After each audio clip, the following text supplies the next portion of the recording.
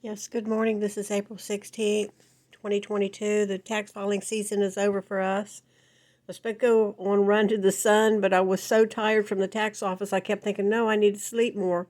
And I forgot I was supposed to get up at 5 and begin to get ready to go down to Orange Park to do this 5K. So that's water under the bridge. Something came into my mind. This is on Theodore Bundy. And of course, I've been studying about 3.5 years now, maybe almost, I have 3 years anyway, since we had a brief encounter. Anyway, Debbie and I were carrying our flute and our clarinet from the band shell. And there's just that's odd because, Donna Manson was a flutist and she was going to a jazz concert.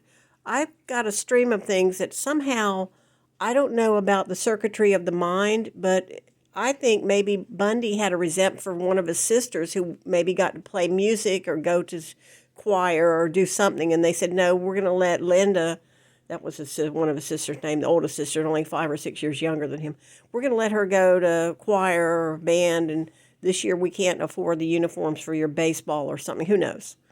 So anyway, so another resentment he has. Let's look at some of the victims and their connection to music and plays and activities that are musically suggestive. Okay, Susan Curtis, she was wearing a gown because she was on a summer camp and had ridden her bike to some kind of youth convention at Brigham Young. Now, I don't know what was going on that afternoon, but if you're wearing a ball gown, there may have been music, okay? Donna Manson was going to a jazz concert, music. The poor little girl, Ann Burr, would come down at night and play her piano, trying to keep up with her studies and so forth, okay?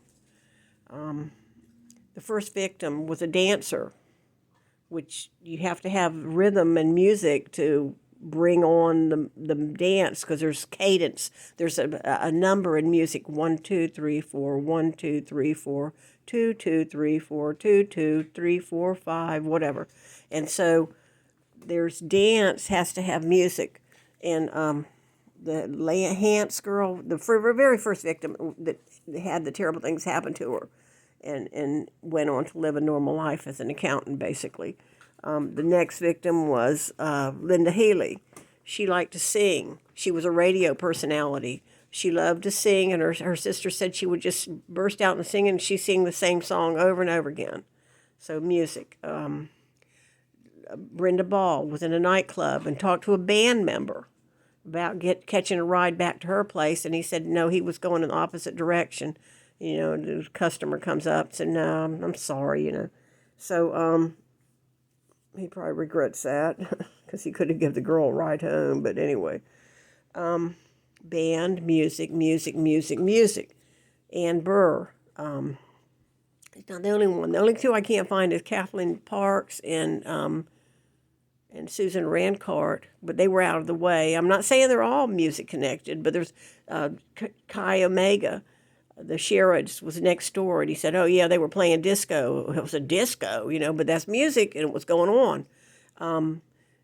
Georgianne Hawkins, before she was abducted and before anybody was abducted, there was something called keggers and beer bus, I guess, and they were having like spring break or finals or something, and there was all around those parks.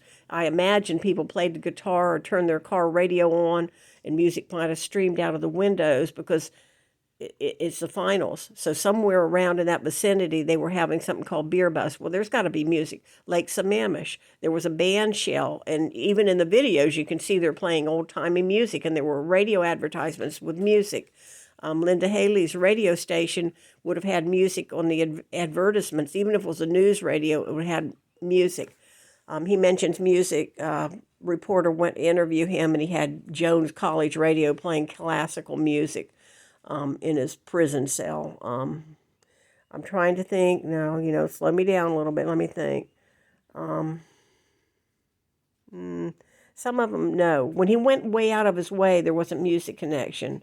There was, Cheryl Thomas. If he was watching her from that, the baseball grounds and the racquetball courts way at the far end of the campus, her place was right there, and if she was practicing some of her moves, she might have danced across the yard. She might have had an open area in her house where she turned on the radio or turned on a cassette tape and practiced her dance moves. Or he may have followed her a lot more than we know for those 2 weeks or whatever. But there's music or dance. Who else was a dancer? Oh, the first victim was a dancer. She survived. The mall where Carol DeRoche was, it was November, leading into the holiday seasons. So as you're walking around the mall back in the day, there may have been some music streamed through, or at least it was like a presentation, like a play. Deborah Kent was in at a play called The Redhead. Now, I don't know if it was an orchestra section, but there may have been some music as part of dun dun dun dun, whatever the play was. There was probably a presentation or play. Susan Curtis was doing something, going to come back to a dinner engagement with a ball gown, which indicates to me there may have been a guitar. Even religious activities usually have a choir or songs that go with it. Lake Sammamish with music. There's music everywhere. Thinking about this, Ann Burr, music. Let me think, who else? Who else am I forgetting? I'm forgetting some people. Yeah, I guess that's about it. But anyway, that was my contention, that I wonder if the music triggered something in his deformed brain or something, All right, thank you.